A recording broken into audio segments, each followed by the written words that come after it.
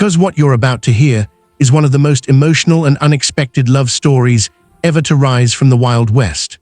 A lonely cowboy who had forgotten how to smile, two brave daughters desperate to save their father, and a mysterious Apache woman who entered their lives like a heartbeat returning to a silent home.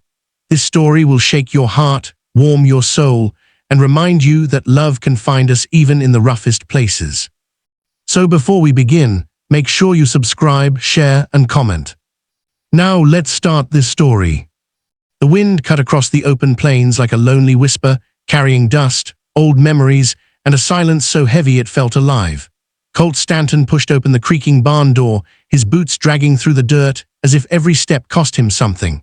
He was the man he used to be. The ranch that once echoed with laughter now groaned under the weight of heartbreak. His daughters tried to fill the quiet, but grief clung to every corner like a ghost refusing to leave. Colt didn't expect anything to change until the day fate forced his heart to wake again. Emma and Rose had taken the horses out that afternoon, searching for firewood before the cold night settled in. They were used to the rough land, used to danger, used to pushing through whatever the Wild West threw at them, but they weren't used to finding a stranger collapsed beside a fallen tree. Emma slid off her horse first, her breath catching when she saw the torn dress stitched with Apache patterns. Rose knelt down, pressing a hand to the woman's cheek, cold, weak, alive barely, and completely alone. The girls didn't hesitate. Fear was real, yes. Stories of conflict between settlers and tribes traveled fast, but humanity was stronger.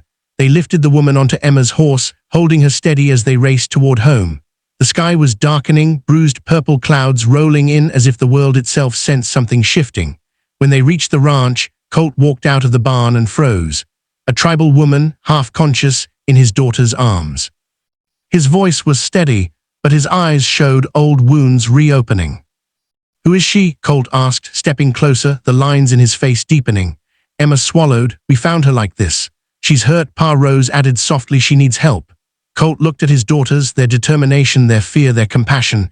He didn't ask anything more. He simply nodded and opened the door. Inside, the house felt warmer, as though the walls had been waiting for something, someone, to interrupt the years of grief that had settled over everything he loved. They laid the woman on the very bed Colt had once shared with his late wife, a place sacred with memories he tried so hard not to touch. Rose brought blankets. Emma made warm water. Colt watched from a corner, torn between caution and instinct. The woman's breathing steadied after hours of care. When the sun finally pushed its first pale rays through the window, her eyes opened, dark, deep, afraid, but alive. "My name is Nayeli," she whispered. A single breath, but it changed everything. Her recovery was slow, and her story slower still. She had been traveling between her tribe's camp and a trading post when she became separated during a violent storm. Injured, lost, and exhausted, she wandered the plains until the girls found her. Colt listened in silence. Emma listened with gentle sympathy. Rose listened with wide-eyed awe, fascinated by the quiet strength in Nayeli's voice. Day by day, the house shifted. The air grew lighter. The heavy silence that had ruled since Colt's wife passed began to ease. Yet Colt kept his distance, keeping himself busy with chores that didn't need doing. He wanted to help, to know more, to feel something, but fear and habit kept him locked inside old pain. One evening he found Nayeli sitting near the window, staring at the plains with an expression he recognized too well. Loss, loneliness, searching. When she turned to him, her voice held a calm wisdom. "You have a sadness in your eyes," she said softly, "not weakness, sadness." Colt felt something break, not painfully, but gently, like ice melting after a long winter. "My wife," he said simply, the first time he'd spoken those words aloud in years. "She was the light of this home." Nayeli nodded with a quiet understanding. "Lost suns rise again," she murmured. "They warm what's cold, even when we think the night has taken everything." Colt didn't know why her words struck so deep. Maybe because she spoke from her own grief. Maybe because her voice soothed something inside him he didn't realize was still hurting. For the first time in a long time, he didn't feel alone, even in his sorrow. The ranch slowly began to breathe again. Emma and Rose laughed more. The kitchen smelled of warm bread instead of emptiness. Nayeli helped grind cornmeal, showed Rose how to braid hair with traditional Apache techniques, and offered Emma small stories that sounded like poetry. Each day, Colt found himself noticing her more, the way she moved, the strength in her posture, the calm in her voice. He didn't seek these moments, they found him. And every time their eyes met, something unspoken passed between them, soft but powerful, like a spark waiting for air. One morning, Colt stepped outside and saw Nayeli brushing the horses. She whispered gently to them, her presence calming even the most skittish mare. Colt watched from the doorway, captivated. She turned, smiling with a warmth that reached him before he could look away. "You treat your horses kindly," she said. "That speaks of a good heart." Colt cleared his throat, feeling suddenly young and uncertain. "Haven't been too kind to myself lately," he admitted. Nayeli stepped closer, touching his hand with gentle confidence. "Your heart isn't broken, Colt, only tired." And just like that, something in him finally moved. Trouble arrived before anyone expected it. The settlement nearby had always been suspicious of Apache people, and word spread quickly that Colt Stanton was sheltering a tribal woman in his home. What started as whispers became sharp talk in the saloon, then angry muttering at the trading post. By the time 3 riders approached the Stanton ranch one afternoon, the tension in the air felt heavy as gunpowder. Colt saw them coming from the corral and stepped forward with the calm of a man who had survived worse storms, though his daughters watched from the doorway with rising fear. The riders dismounted with stiff boots and hard expressions, their eyes sweeping over the ranch like they owned the land. One spoke first, his voice rough. "We heard you're keeping one of them here, Stanton. That ain't safe for your girls." Colt didn't flinch. "She's injured, that's all." The man snorted. "Doesn't matter. Folks are worried, scared, could bring trouble." Colt stepped closer, his jaw tight. "She's under my roof, and she stays until she's strong." The men exchanged tense glances. "Just remember, Stanton, if danger comes, it'll be on your head." After they rode away, the ranch fell into an uneasy quiet. Nayeli had watched from inside, her face calm but her eyes shadowed with understanding. She approached Colt later, her voice soft. "You risk much for me." He shook his head. "You deserve safety, that's all." But Nayeli knew there was more behind his words, something deeper, warm and growing. That night, the sky blazed with stars, and the two sat outside together. The silence between them felt gentle, not heavy, and the night air hummed with something unspoken but undeniable. Nayeli's voice broke through softly. "In my tribe, we say hearts are rivers. They move, they change, but they never stop. Yours has been still too long."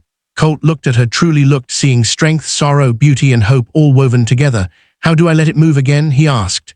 Nayeli's smile was small but full of light, slowly, like spring thawing winter. For the first time in years, Colt felt his heart stir, cautious but alive. The grief he carried didn't vanish, but instead made room for something new. The following days were filled with small moments that carried more meaning than either dared admit.